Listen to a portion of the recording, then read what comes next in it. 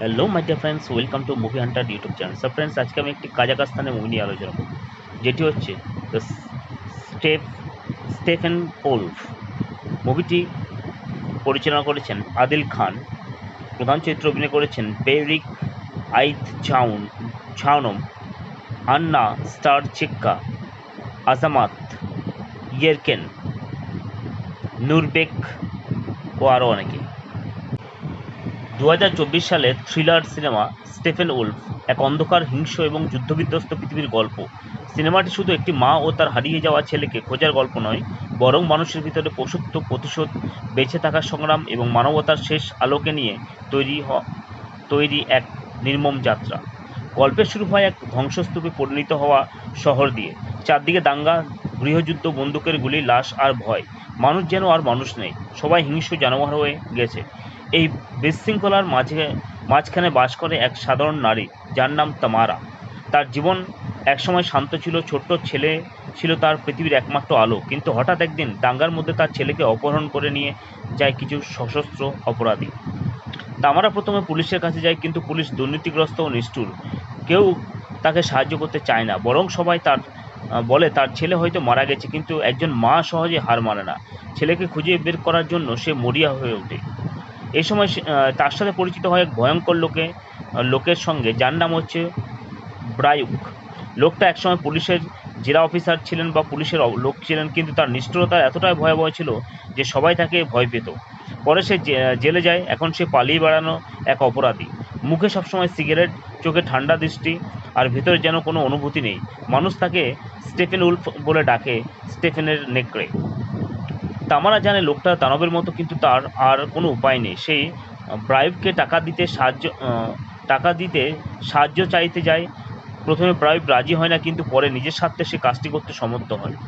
দুজনের যাত্রা শুরু হয় এক ধ্বংসপ্রাপ্ত মরুভূমির পথে। চারদিকে পোড়া বাড়ি, ফাঁকা মাঠ, মৃতদেহ আর বন্দুকধারী গ্যাং। পৃথিবীটা যেন আর সভ্য নেই, একটা পোস্ট অ্যাপো ক্যালিপটিক নরক। ব্রায়ুক খুব দ্রুত বুঝতে পারে ছেলেটিকে অপহরণ করেছে এক ভয়ঙ্কর অপরাধ চক্র। তারা শিশুদের অপহরণ করে, অঙ্গপাচার করে। এই সত্য জানার পর তামারা মানসিকভাবে ভেঙে পড়ে, কিন্তু সে থামে না। ব্রায়ুকের কাজ করার পদ্ধতি ছিল ভয়ঙ্কর, নৃশংস। সে যাকে সন্দেহ করে তাকে ধরে মারধর করে, জেরা করে, কখনো কখনো সরাসরি হত্যা করে দেয়। তার কাছে মানব জীবনের মূল্য নেই। সে যেন নিজেও যুদ্ধের মধ্যে নিজের আত্মা হারিয়ে ফেলেছে। একটি দৃশ্যে দেখা যায় ব্রায়ুক এক গ্যাং সদস্যকে ধরে একটি পরিত্যক্ত ভবনে নিয়ে যায়। লোকটি কিছু বলতে চাইছিল না, তখন ব্রায়ুক নির্মমভাবে তাকে হত্যা করে। তামারা এই দৃশ্য দেখে আতঙ্কিত হয়ে পড়ে। সে বুঝতে পারে যে যার সাহায্য নিয়েছে সে নিজেও একজন দানব। কিন্তু অন্যদিকে ব্রাইবের ভিতরেও ধীরে ধীরে কিছু পরিবর্তন হতে দেখা যায়। তামারার মায়ের ভালোবাসা তাকে নাড়া দিতে শুরু করে। সে বুঝতে পারে এই পৃথিবীতে কখনো কেউ কাউকে নিঃস্বার্থভাবে ভালোবাসতে পারে। যাত্রাপথে তারা অনেক ভয়ঙ্কর মানুষের মুখোমুখি হয়। কোথাও মিলিশিয়া বাহিনী, কোথাও দুর্নীতিগ্রস্ত সেনা, আবার কোথাও ডাকাত দল। প্রত্যেকে ক্ষমতা আর টাকার জন্য মানুষ হত্যা করছে। এক রাতে তারা এক ছোট্ট গ্রামে আশ্রয় নেয়। গ্রামের মানুষজন আতঙ্কে দিন কাটাচ্ছে। সেখানে জানা যায় অনেক শিশুই নিখোঁজ আছে, সবাই ভয়ে মুখ খুলতে পারে না। তামারা তখন আরও দৃঢ়প্রতিজ্ঞ হয়। সে ঠিক করে তার ছেলে বাঁচুক বা না বাঁচুক, এই অপরাধ চক্রকে ধ্বংস করবেই। ব্রায়ুক ধীরে ধীরে সূত্র জোগাড় করতে থাকে। সে জানতে পারে এক প্রভাবশালী গ্যাং লিডার এই পুরো ব্যবসার মাথা। লোকটি অত্যন্ত নিষ্ঠুর। শিশুদের শুধু অপহরণই নয়, তাদের অঙ্গ বিক্রি করে কোটি কোটি টাকা আয় করে। এরপর শুরু হয় রক্তাক্ত প্রতিশোধের অভিযান। ব্রাইবকে একে একে গ্যাং সদস্যদের হত্যা করতে দেখা যায়। সিনেমার অনেক দৃশ্য অত্যন্ত সহিংস এবং অস্বস্তিকর। পরিচালক দেখাতে চেয়েছেন যুদ্ধ মানুষের মানবতাকে কীভাবে ধ্বংস করে দেয়। একটি দৃশ্যে ব্রায়ুক এক গ্যাংকের আস্তানায় একাই ঢুকে পড়ে। চারদিকে গুলি, আগুন আর চিৎকার। সে ঠান্ডা মাথায় সবাইকে মেরে ফেলে, কিন্তু এই সহিংসতার মাঝেও তার চোখে এক ধরনের শূন্যতা দেখা দেয়, যেন সে নিজেও জানে না কেন এখন বেঁচে আছে।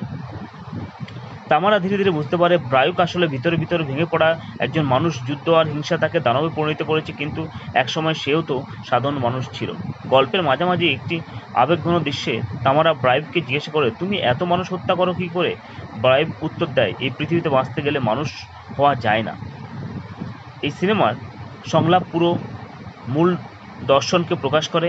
এখানে সভ্যতা ধ্বংস হয়ে গেছে, সবাই নেকড়ে হয়ে গেছে।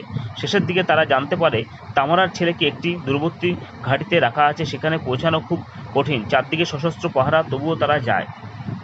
চূড়ান্ত অংশে সিনেমার আরও অন্ধকার হয়েও যায়। ব্রায়ুক ও তামারা সেই ঘাঁটিতে হামলা চালায়, গুলি বিস্ফোরণ আর রক্তের মাঝে শুরু হয় শেষ লড়াই। তামারা সেখানে অনেক বন্দি শিশুকে দেখতে পায়, তাদের অবস্থা ভয়াবহ, কেউ অসুস্থ, কেউ আতঙ্কে কথা বলতে পারে না, কেউ সে নিজের ছেলেকে খুঁজতে থাকে পাগলের মতো। অবশেষে সে তার ছেলেকে খুঁজে পায়, কিন্তু ছেলেটি মারাত্মকভাবে আহত। তামারা তাকে জড়িয়ে ধরে কান্নায় ভেঙে পড়ে। ঠিক তখনই গ্যাং লিডার এসে উপস্থিত হয়, শুরু হয় শেষ সংঘর্ষ। ব্রায়ুক গ্যাং লিডারের সঙ্গে ভয়ঙ্কর লড়াইয়ে জড়িয়ে পড়ে, দুজনে আহত হয়। শেষ পর্যন্ত ব্রায়ুক তাকে হত্যা করতে সক্ষম হয়, কিন্তু নিজেও গুরুতর আহত হয়। তামারা ছেলেকে নিয়ে পালানোর চেষ্টা করে, চারদিকে আগুন আর ধ্বংস, পুরো ঘাঁটি ভেঙে পড়তে থাকে। শেষ দৃশ্যে দেখা যায় সূর্য উঠেছে, তামারা তার ছেলেকে নিয়ে দূরে হাঁটছে, তার পিছনে পড়ে আছে মৃত বায়ুক। সে হয়তো একজন খুনি ছিল, নিষ্ঠুর মানুষ ছিল, কিন্তু শেষ মুহূর্তে সে একজন মাকে তার সন্তানকে ফিরিয়ে দিয়েছিল। সেই কাজের মাধ্যমে হয়তো সে নিজের হারিয়ে যাওয়া মানবতাকে একটু হলেও ফিরিয়ে পেয়েছিল। সিনেমার নাম স্টেফেন ওলফ আসলে মানুষের ভিতরের বন্য নেকড়ের প্রতীক। পরিচালক দেখাতে চেয়েছেন সমাজ ভেঙে পড়লে মানুষ কত সহজে হিংস্র হয়ে ওঠে, কিন্তু সে অন্ধকারের মাঝেও ভালোবাসা, বিশেষ করে একজন মায়ের ভালোবাসা, এখনও টিকে থাকতে পারে। এই সিনেমার পরিবেশ খুবই ভারী ও বিষণ্ণ, রঙের ব্যবহার ধূসর ও মলিন, প্রতিটি দৃশ্যে মৃত্যুর গন্ধ, তবুও এর ভিতরে এক মানবিক বার্তা লুকিয়ে রয়েছে। ব্রায়ুক চরিত্রে অসাধারণ অভিনয় করেছেন, তার চোখের অভিব্যক্তি, ঠান্ডা কণ্ঠস্বর এবং নির্মম আচরণ চরিত্রটিকে ভয়ঙ্কর অথচ স্মরণীয় করে তুলেছে। আর তামারা চরিত্রের একজন মায়ের অসহায়তা ও সাহসকে খুব বাস্তবভাবে তুলে ধরা হয়েছে। সব মিলিয়ে স্টেফেন উলফ শুধুমাত্র একটি থ্রিলার নয়, একটি যুদ্ধ, সহিংসতা এবং মানবতার পতনের উপরে নির্মিত এক অন্ধকার কবিতা, যেখানে একজন মা ও এক নেকড়ে মানুষের যাত্রার মাধ্যমে দেখানো হয়েছে পৃথিবী যতই নিষ্ঠুর হোক, ভালোবাসা এখনও পুরোপুরি মরে যায়নি।